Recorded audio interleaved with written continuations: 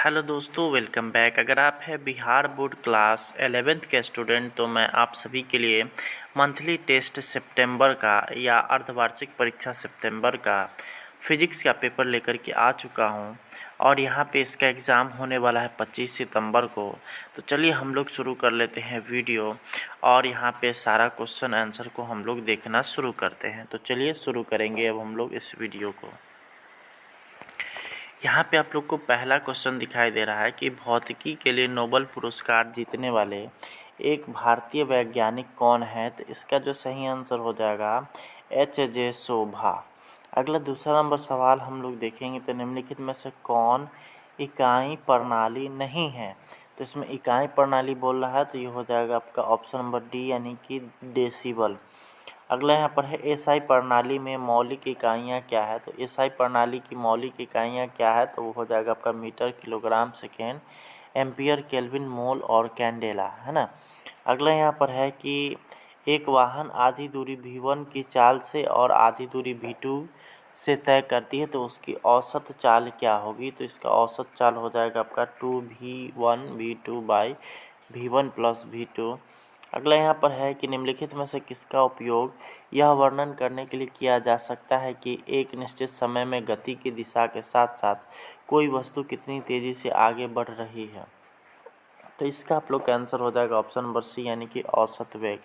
अगला यहाँ पर है प्रक्षेपक की अधिकतम सीमा क्या है। तो इसका जो सही आंसर हो जाएगा होगा आपका option number A R max बराबर u² / g when theta equal to 45, यानी कि यहाँ पे थीटा का वैल्यू 45 डिग्री हो तब जो है आर मैक्स प्राप्त होता है। अगला यहाँ पर है एक पिंड 2 मीटर त्रिज्या वाले वृत्त की परिधि के अनुदिश 6 मीटर प्रति सेकंड के रैखिक वेग से गमन करता है तब इसका कोणीय वेग क्या होगा। तो इसका सही आंसर हो जाएगा आपका ऑप्शन नंबर बी 3 रेडियन प्रति सेकेंड, क्योंकि यहाँ पे जो होता है समय उसमें इसके जो त्रिज्या है उससे भाग दिया जाता है। अगला यहाँ पर है आपका त्वरण किस प्रकार की भौतिक राशि है। त्वरण किस प्रकार की भौतिक राशि है तो ये हो जाएगा आपका ऑप्शन नंबर ए सदिश, क्योंकि त्वरण किसी खास दिशा में निश्चित दिशा में लगता है। अगला यहाँ पर है कि एक विद्यार्थी को समीकरण का अध्ययन करता है शक्ति बराबर कार्य बटा समय, बल बराबर द्रव्यमान गुणे त्वरण, वेग बराबर विस्थापन बटा समय।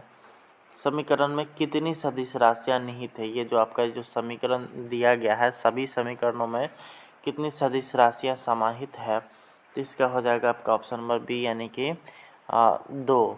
ठीक है, नेक्स्ट अगला यहाँ पर है गीले कपड़े को सुखाने के लिए उसे अचानक झटका लगाना आम बात है, ऐसा करने से हम किसका लाभ उठा रहे हैं।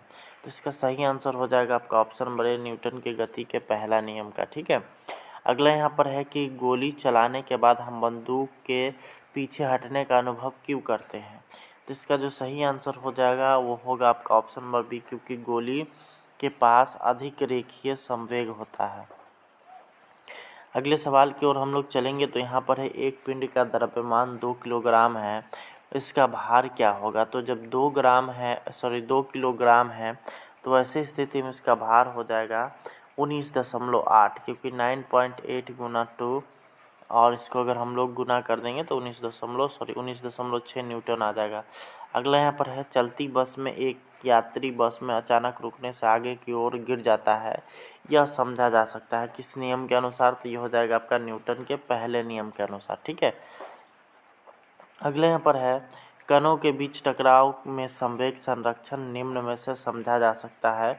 तो इसमें आपको जो ऑप्शन दिया गया है उसका सही ऑप्शन हो जाएगा आपका ऑप्शन नंबर डी न्यूटन के दूसरे और तीसरे नियम दोनों से। अगले यहाँ पर है m द्रव्यमान का एक पिंड समतल के सतह पर रखा गया है, इसे सतह के समांतर ले जाने के लिए एक बल लगाया जाता है, विकसित घर्षण बल F के समानुपाती होता है। तो इसका मान क्या हो जाएगा। तो इसका जो सही आंसर हो जाएगा वो होगा आपका ऑप्शन नंबर बी यानी कि पिंड का द्रव्यमान। अगला यहाँ पर है किसी भी तरह की टक्कर में क्या संरक्षित रहता है। तो किसी भी तरह का जो टक्कर होता है उसमें संरक्षित रहता है आप लोग का रैखिक संवेग हमेशा संरक्षित रहता है। अगला यहाँ पर है स्थितिज ऊर्जा बराबर द्रव्यमान गुना खाली स्थान है गुने ऊंचाई। तो इसका आपका क्या हो जाएगा भाई। तो इसमें आप लोग क्या भर सकते हैं, इसमें आप लोग भर सकते हैं गुरुत्वीय त्वरण क्योंकि फार्मूला होता है स्थितिज ऊंचाई बराबर mgh। m मतलब द्रव्यमान, g मतलब क्या हो गया गुरुत्वीय त्वरण, और h मतलब ऊंचाई।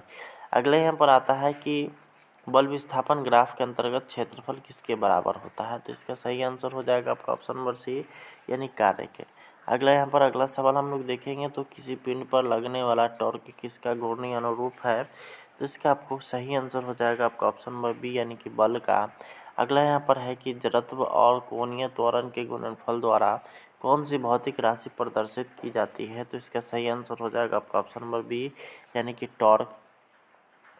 अगला सवाल हम लोग देखेंगे, तो यहाँ पर है यदि कोई पिंड अपने द्रव्यमान के केंद्र से होकर के गुजरता है, अपने द्रव्यमान के केंद्र से होते हुए गुजरता है, एक अक्ष पर घूम रहा है, तो इसका कोणीय संवेग निम्न में से किस दिशा में होगा। तो इसका हो जाएगा आपका ऑप्शन नंबर डी, यानी कि घूर्णन की धुरी की दिशा में। अगला यहाँ पर है कि किसी ग्रह की सतह पर पिंड का पलायन गति निर्भर नहीं करता है। तो इसका सही आंसर हो जाएगा आपका ऑप्शन नंबर सी, पिंड का द्रव्यमान। अगला यहाँ पर है पृथ्वी की सतह पर गुरुत्वाकर्षण के कारण त्वरण क्या है। तो इसका सही आंसर हो जाएगा आपका ऑप्शन नंबर ए, यानी कि ध्रुव पर अधिकतम।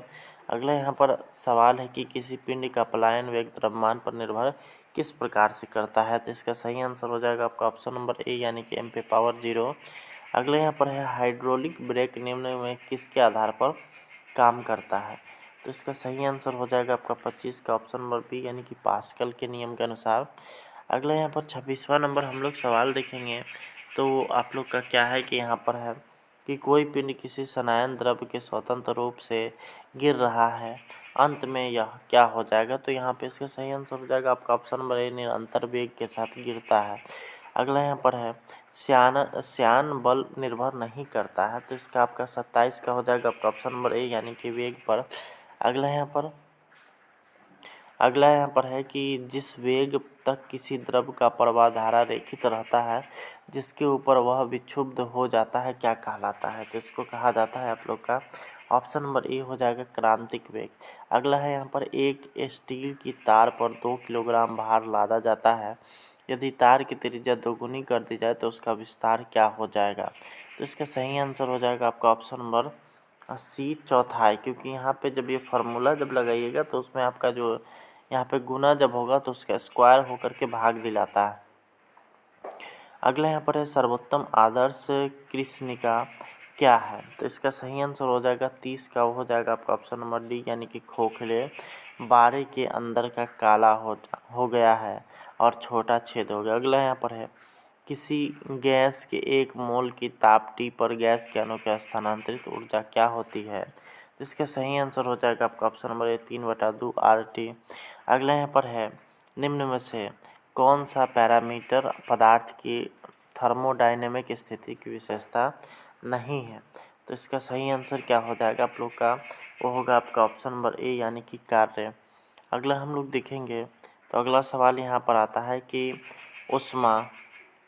ऊष्मा अपने आप कम तापमान वाले पिंड से उच्च तापमान वाले पिंड में प्रवाहित नहीं हो सकती है, यह कथन किसके परिणाम स्वरूप है।